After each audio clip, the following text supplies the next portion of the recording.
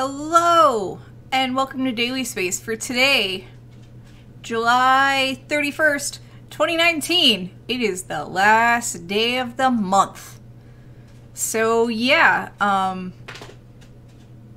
if you haven't ever watched me before, here's your warning that I have 2 dogs and a cat. The dogs bark. I will try to hit mute. The cat meows. It sounds like a crying baby. It is not a baby. So we'll see how this works out. And it's a Wednesday, and it's me. And yeah, we're going to talk about what launched, what's going to launch, and I actually have an update on, an anomaly that occurred not recently, several months ago. So feel free to ask questions at any time during the broadcast. If I catch them and I can work it into what I'm doing, I'll try to answer it right away. Otherwise, I'll go back and scroll through the chat. Don't you dare start. We may actually have to start over so I can do lapdog docking. I don't know if I can trust her. We're going to start over so I can do lapdog docking. Please hold. Thank you.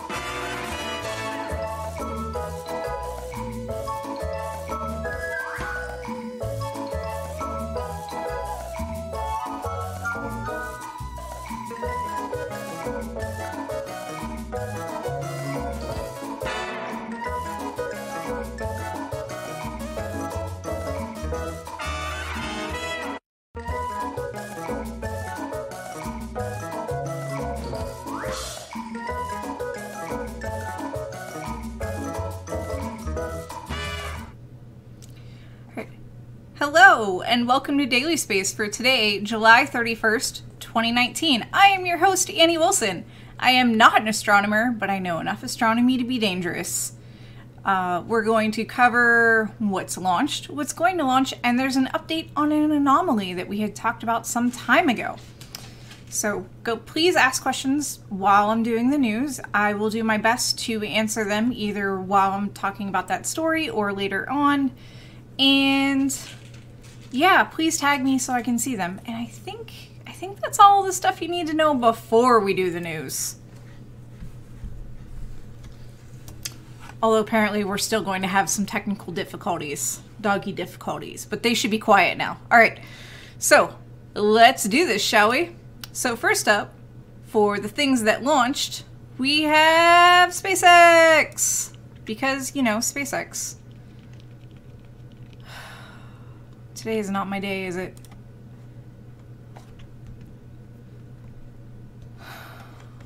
It's not my day. I have way too many tabs open. Alright. 3rd time's a charm, right? Right?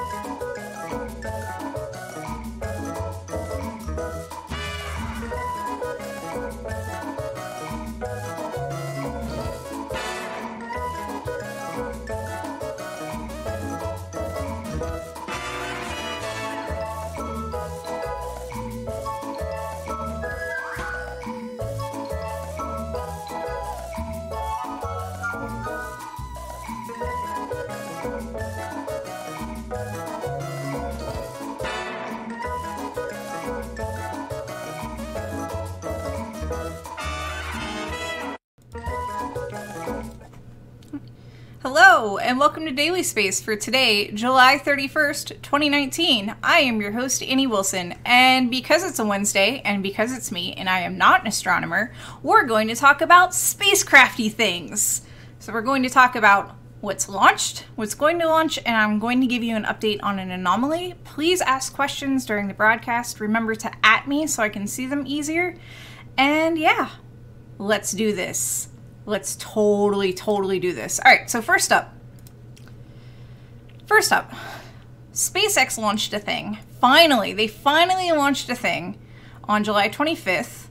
This was a resupply mission to the ISS where, yes, there were soccer balls and Nickelodeon slime on board. I am not joking. These are real science payloads.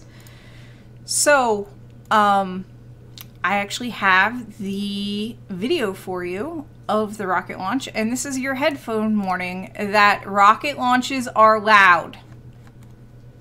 Consider yourself warned. And there is successful liftoff of Falcon 9. I was...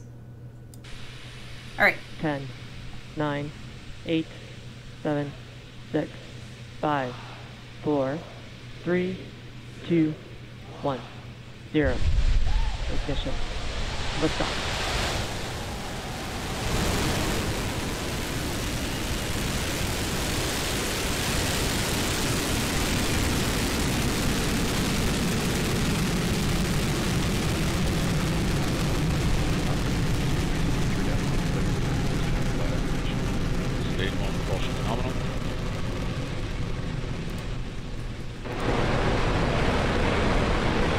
Vehicle is pitching downrange.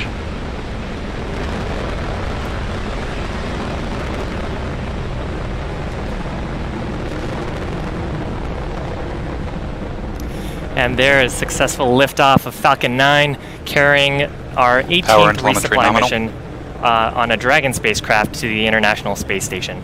Now we're currently in what we call the throttle bucket, and that's because in about 30 seconds we have an event called maximum dynamic pressure, or max Q. That's the point.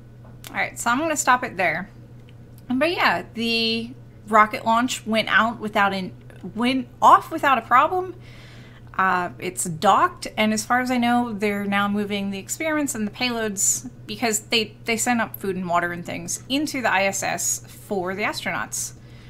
So the next thing that launched, also on the 25th, was the iSpace rocket, the Hyperbola 1, and a lot of you may be like, what's iSpace? I've never heard of iSpace. iSpace thinks of themselves as China's SpaceX. They're trying to use reusable rockets. They're privately funded, so they're fairly independent from the government, because the company they spun off of a government organization, but all of their funding came from private fundraising and like venture capitalism and things like that. So it was a success. So, you know how I said that they raised their funding through, you know, private ventures and so on and so forth? This is an SUV made by a Chinese automaker. Why are you looking at an SUV made by a Chinese automaker? Because they actually paid for part of the flight. There was a huge marketing campaign that tied this SUV in with the rocket launch, and there was even a teeny tiny model of this vehicle that went up on the rocket. So yeah, it's different than what we're used to, because, you know, SpaceX doesn't pull in commercial partners, you know, for additional revenue. NASA definitely does not. But space is expensive, and this is a way to help pay for it, especially when you're paying for it on your own. And no launch video, but I do have this lovely photo of the launch for you. It's China. They never live stream ever, ever, ever. They did have passes, and people did go and watch the launch, which is how we're able to have some of, you know, this media. These are, I think this is an unofficial launch photo. I don't think it's official. And people will go get on a bus. Like you can kind of see in this image, there's a bus here in the background, a purple bus and a white bus. Yeah, people go and will get a program and like a little fancy badge, and they'll go and watch the launches, not unlike how people go and watch launches here in the US. So it's just, they're never live streamed. So here's the shot of the launch, which I thought all the plumage and smoke and stuff was really, really impressive. And then here is a picture of inside the control room. I forgot to get this translated, so I have no idea what any of this says, but they look happy and they're shaking hands, so I'm going to assume this was taken after the successful launch. And because it's a Chinese launch, there's rocket debris. I have no idea where this was taken. It is a picture of probably a stage, a lower stage, and there's, you know, 2 men standing by it and what looks like in a desert. I have no idea where this went down. And when I went to go click on the source, it had been deleted from the Chinese social media. So yeah, rocket debris. Starstarter says, they have a whole lot of desert and I'm actually okay with dropping things onto the desert instead of into the ocean. Yes, and I was actually quite impressed with, you know, the fact that this landed in the middle of nowhere in the desert. This does make me happy because no property was damaged. No people were injured. This is going to be relatively easy to clean up. And it's metal, so it's going to be recycled. I mean, compared to dropping it in the ocean where you just can't recover it. Journey Started says, it does not look reusable. I might be getting my Chinese independent launch companies mixed up, because it might be the Smart Dragon 1 that's reusable and not the Hyperbola. There's a lot of spacecraft to keep track of. There's a lot of rockets to keep track of, especially when they're newer and I haven't been exposed to them as much. So yeah, I think I did get this backwards, mixed up with the Smart Dragon 1. So thank you, Journey Started, for saying that. And yeah. Okay, so the other launch that happened was Roscosmos, Meridian-M number 8, on July 30th. And I don't remember what time it went up. I just know that there was no live video. In fact, I could not find launch video at all. I did find this lovely infographic that explains very well what all of this was. Oh yeah, that's right. I didn't cover this because it was at 1 a.m. and I couldn't find a feed. That's why I vaguely remember this. So, it's another communications satellite. Let's be honest. We're sending up a lot of communications satellites. They're important. We have aged ones that need to be retired and replaced. So, the Russian defense minister said this will provide a possibility to expand the areas of satellite communication accessibility on the territory of Russia and outside it, including in the Arctic. This is going into an HEO orbit, or a highly eccentric orbit. We'll talk more about that in a second. And it looks like it's part of a constellation. It actually probably is part of a constellation. And the customer was the Russian Aerospace Defense Force, which definitely explains why there's been no video. So, that highly eccentric orbit is this. It is in a MONA orbit, which is highly, highly elliptical. And if an orbit could be invented, Russia invented this. It's used mostly by the Russians. And this is all thanks to our Instro, who was like, hey, check this out, check this out, check this out. Yeah, it looks weird. It's a bit different. Why would they do this? And now my pronunciation is being correct. Molinia. Yeah. Words are hard. So why would they do this? What's the advantage of having this in this really weird orbit? It takes less energy to get it there, to get it in that orbit. The disadvantage, because there's always a downside, is that the ground stations have to have steerable antennas to keep track of where it is in the sky, to communicate with it. So if you would like to know more about this very peculiar orbit, I am posting the link into chat. And I pretty much pulled everything from Wikipedia. But, you know, this is an odd orbit. We don't really see it that much. I felt it was worth mentioning. All right. And yet another Roscosmos launch happened the 31st. Yes, Roscosmos, or Russia in general, had 2 launches back to back, probably from different launch pads, because I didn't make a note of where everything launched from. I'm sorry, I'm trying something new. So I have video for this one. Warning, rocket launches are loud. Warning, rocket launches are hard. They're hard and loud. I'm gonna press play now.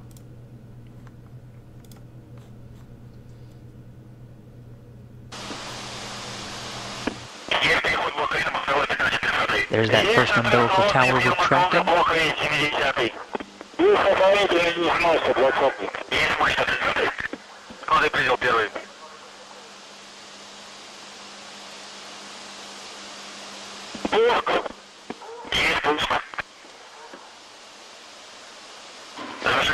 Second umbilical tower.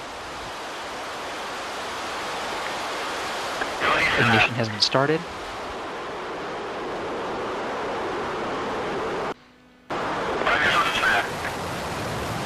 Engines throttling up.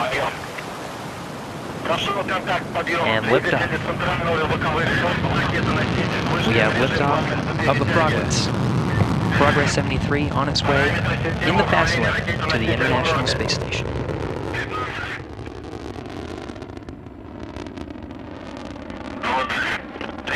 Everything looking good so far. Those 4 strap-on boosters, providing the initial lift of the vehicle, will burn for 1 minute 58 seconds. Параметры конструкции ракеты-носителя в норме.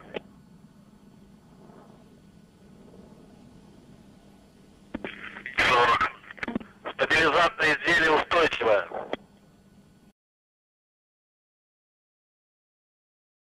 Alright, I'm going to stop it there because the video goes on much longer.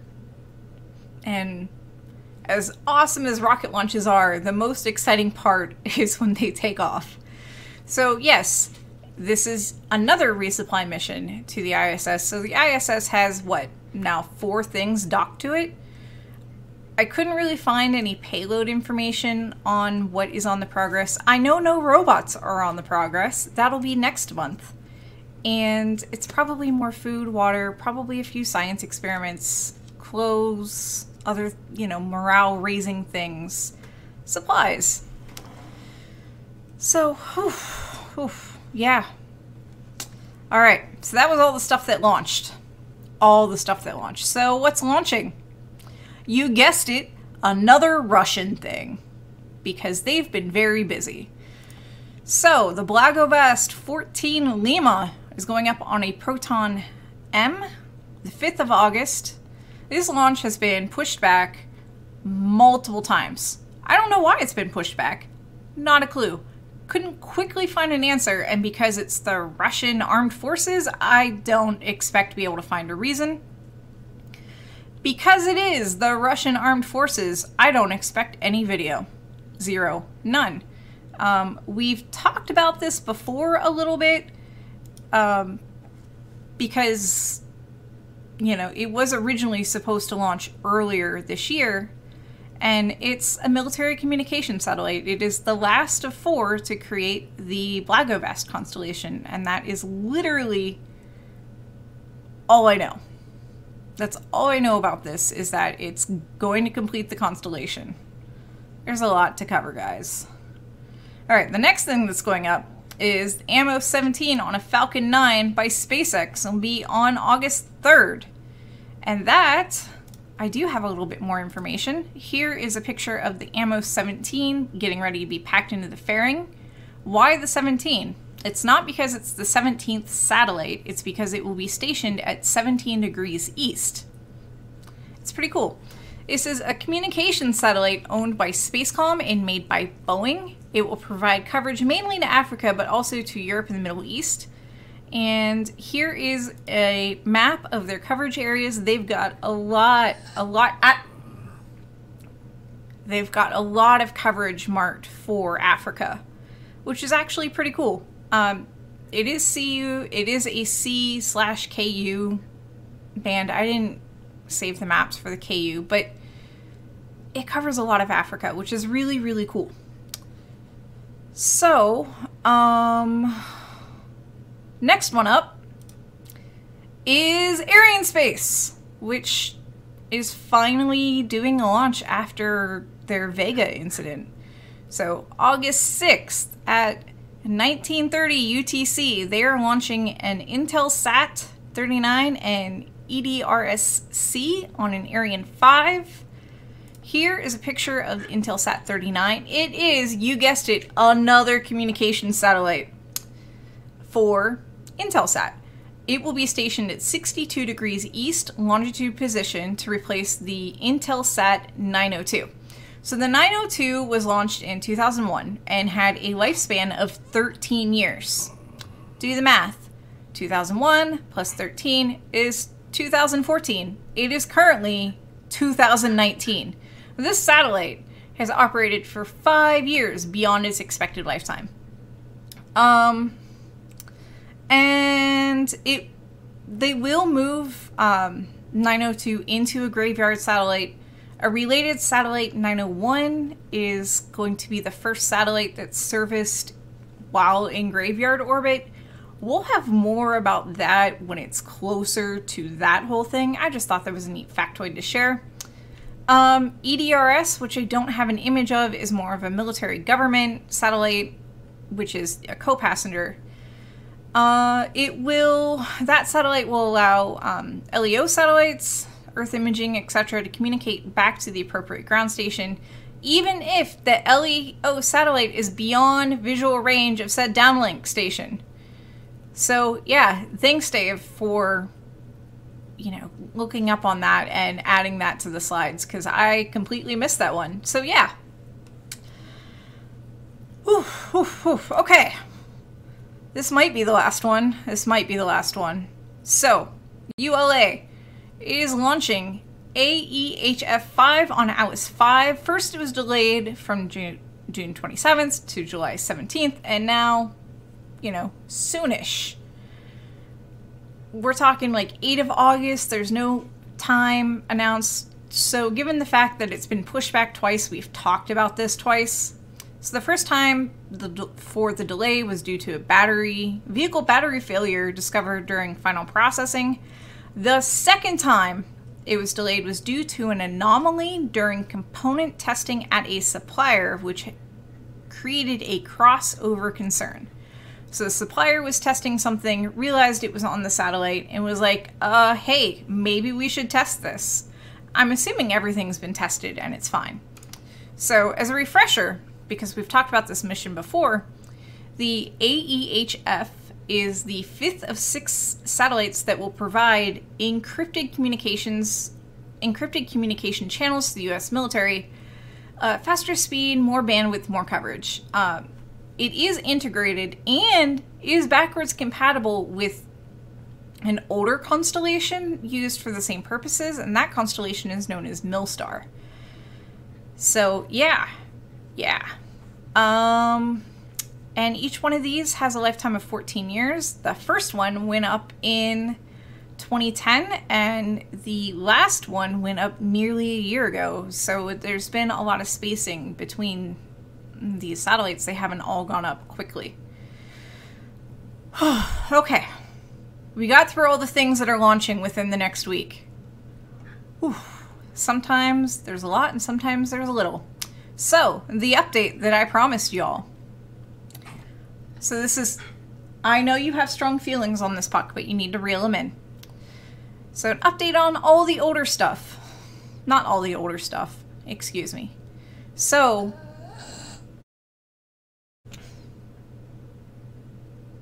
I'm trying real hard. So back in early April, Intelsat 29E, yeah, the same Intelsat company we just talked about, experienced an anomaly. something happened to the propulsion system that caused damage, propellant leaked, the satellite was unable to function properly, and there was a service disruption to customers. Less than 2 weeks later, 29E was declared a total loss. So, what happened? The investigation narrowed it down to 2 possibilities. The first possibility is a harness flaw in conjunction with an electrostatic discharge event related to solar weather activity. The second one is an impact of a micrometeoroid. So why does this matter? Intelsat took a huge financial hit. Huge. Also, it's good to know that this was caused from an external force and not necessarily something that's wrong with the satellite. That was wrong with the satellite, or interference of some sort, which I don't even want to think about interference with satellites and sabotaging satellites. I don't even want to think that's a thing. But they essentially proved that it was from an external force, so the satellite buses are fine. All the other satellites that are on the similar bus are okay. If there's any identical or close to identical copies of this, they're okay. And as our instro says, there was likely nothing wrong with the design. It was just kind of a fluke. You can't really see micrometeoroids, so you can't really get around them. So yeah, that was all the space news. So yes, the Intelsat 29E, whatever went wrong was nobody's fault. It was, as insurance companies would call it, an act of God. So I'm going to scroll back up. I'm going to hope my dogs stay quiet.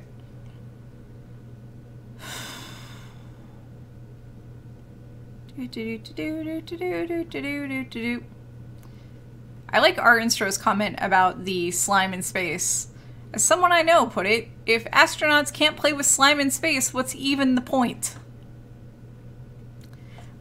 DPI corrects my language, birthed, not docked. I guess I really don't know the difference, because to me they're just attached. Alright, putting the lapdog down.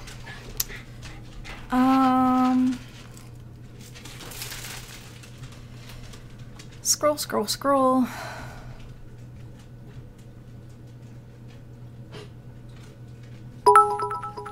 More bits, thank you, Ed. I don't think I can get their attention, but and make it rain. I should also probably turn on the video so you can watch them while I awkwardly scroll through chat, because it's one of those kind of days. And Trekker Kev cheered, thanks for the bits. And speak. Speak? He's like, nah. And make it rain. All right. Thank you so much for the bits. Yeah. Scroll.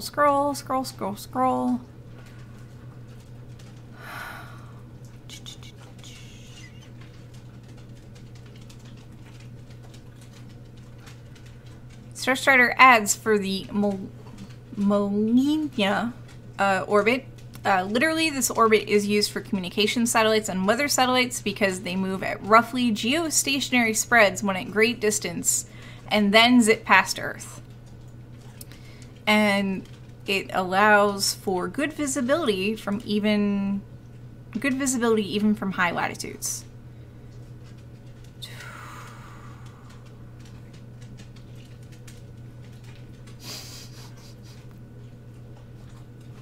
Kerbal says, I've read the reason for all the Proton launches this year is because all the vehicle warranties are up.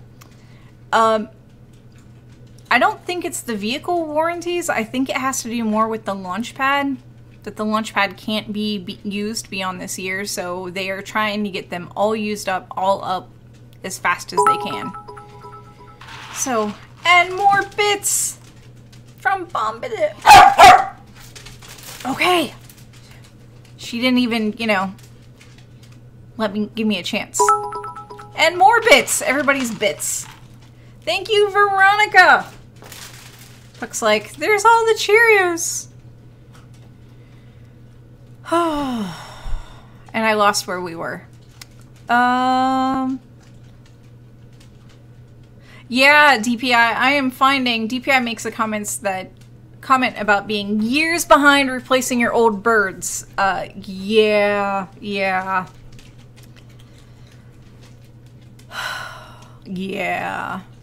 I'm noticing a trend there, especially when there's a big gap in between adding satellites to constellations.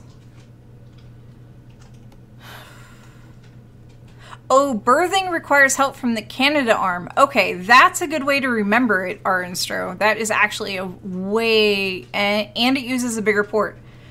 Okay, I will try to remember that. Larry Weird says, I don't know about slime and microgravity. So here's the thing about Nickelodeon slime. It is a non-Newtonian liquid.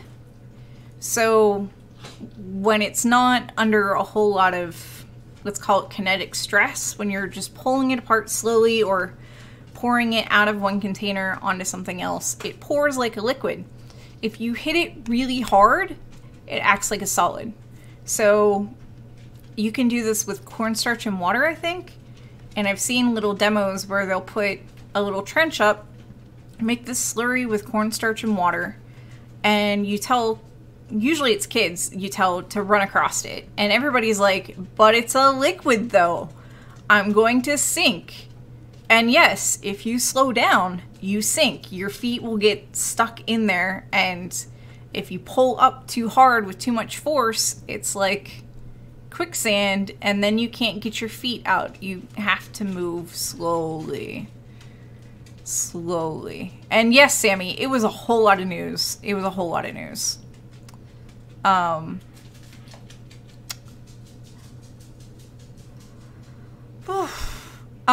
Journey Started asks, Russians, do they use corrosive fuels that limit the whole lifespan of the rockets? I don't think the rockets, if they use a liquid propellant and fuel, or liquid propellant and oxidizer, excuse me, I don't think it's stored in the rockets while they're being moved around. And if it's solid fuel rockets are generally pretty stable. You know, you also get that from ICBMs, which can be in storage for forever before they're used. DPI adds that Soyuz is a former ICBM as well, but is semi-cryogenic now and can only be short-term fueled. Starstrider says, I heard that a frat at MIT got sanctioned for making their pledges get in a wading pool of cornstarch and water. It apparently freaked people out because they'd try and move fast and couldn't. I know.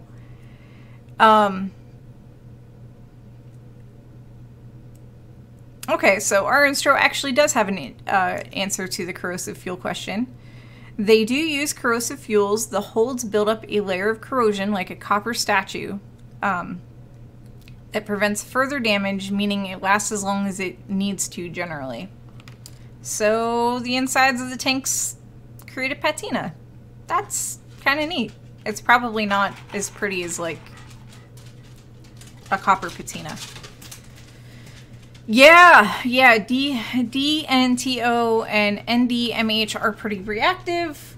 I think I have them handy. I think these are the only models I keep handy. There's just not room for them on my desk. Excuse me while I reach.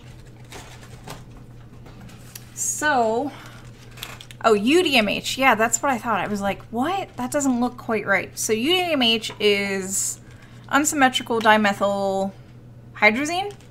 And that's what this is. You know, if you've probably seen me talk about it before. And the hydrazine part is these two nitrogens, which are blue. And the unsymmetrical is because there are methyl groups on this side, but not on this side. There's just two hydrogen groups. Dimethyl is because two methyl groups. CH3 is a methyl group, and there's two of them. So that's that. And then the other one that DPI mentioned was DNTO, which is Again, look at this, more nitrogen. So you got 2 nitrogen and 4 oxygen. And the reason why these don't have full double bonds is because the charge, bond, whatever, is spread out between these 3 atoms. So it's not a true double bond here because nitrogen only likes to have 3 bonds. So because there's, you know, essentially opportunity to attack, not really attack, but interact with these 2 nitrogens, or these oxygens to interact with nitrogens on here, that's how they essentially work. I actually haven't looked up the exact chemical reaction chain, but I imagine that the oxygens go after the nitrogen or something of that nature. So, or even go after the hydrogens. That would make sense. But I do know that that's nasty stuff you don't want to be anywhere near. Okay, any other questions? While you're thinking of questions or typing questions, I'm going to take this opportunity to just say, hey, this has been a production of PSI. That's Planetary Science Institute in Tucson, Arizona, working in collaboration with Youngstown State University here in Youngstown, Ohio. I have no idea what it looks like outside. It's hot. And we are brought to you by you. So thank you for all of your bits, because aside from the fact that bits mean Cheerios and my dogs love Cheerios, and they're not paying attention. Bits mean Cheerios, but aside from all of that, we have a Patreon. You can subscribe to the channel. I think we sell merch. And I think there's other things, but I always forget them. And if you can't afford to do any of that, follows are free. Chatting with us is free. Hanging out in our Discord is free. You know, just hang out with us. You can hang out with us and not pay money. Because even though you might not be able to contribute financially, you can probably contribute by doing a science. So our deadline is now ASAP for Bennu, and oh Bennu, oh Bennu. I don't know when the next hate mapping Bennu stream will be, but we are now down to 1,253 images remaining. This morning I broke it down by how many images have had how many, been seen by how many people, and the number of images that have been only seen and marked by 1 person is going down, which is fantastic, and the higher numbers are starting to bubble up. So even though it doesn't look like we're making a lot of progress, once those numbers continue bubbling up to the top meaning 14 to 15, we'll see the remaining image count go down. But we need your help to make those numbers go down. I know it's hard. And if you can go and mark,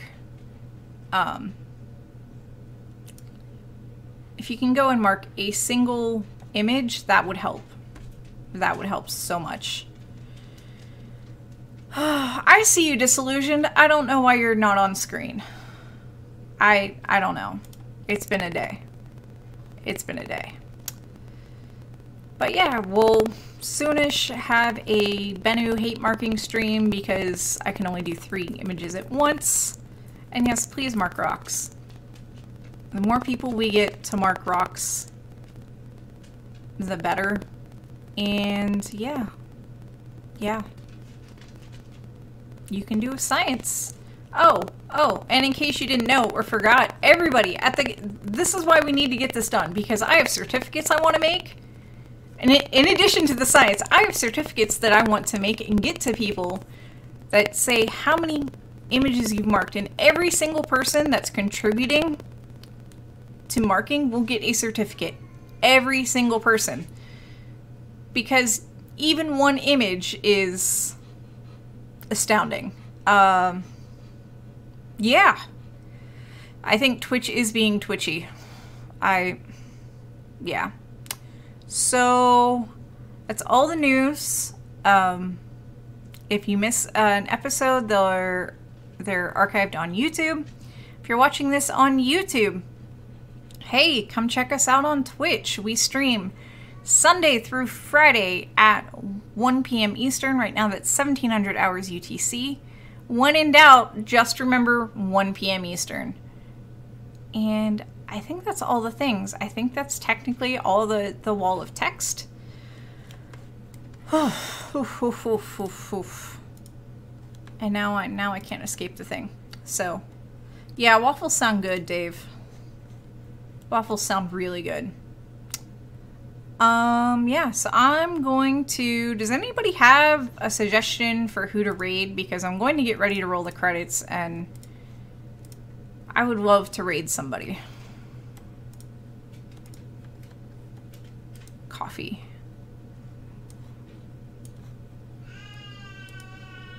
Remember the cat I told you about? There's the cat. Never enough coffee. Alright, I'm not seeing any suggestions for who to raid. Oh, Filmar. Alright, that works. Yeah, I need to make a command for the cat. He's so loud. He's so loud. It's the baby. Let's raid the fridge. Yeah, I am totally going to raid the fridge. Alright. So thank you everybody for tuning in. Thank you for your patience. And, come here, buddy. No, no. And, yeah, I'm gonna go deal with...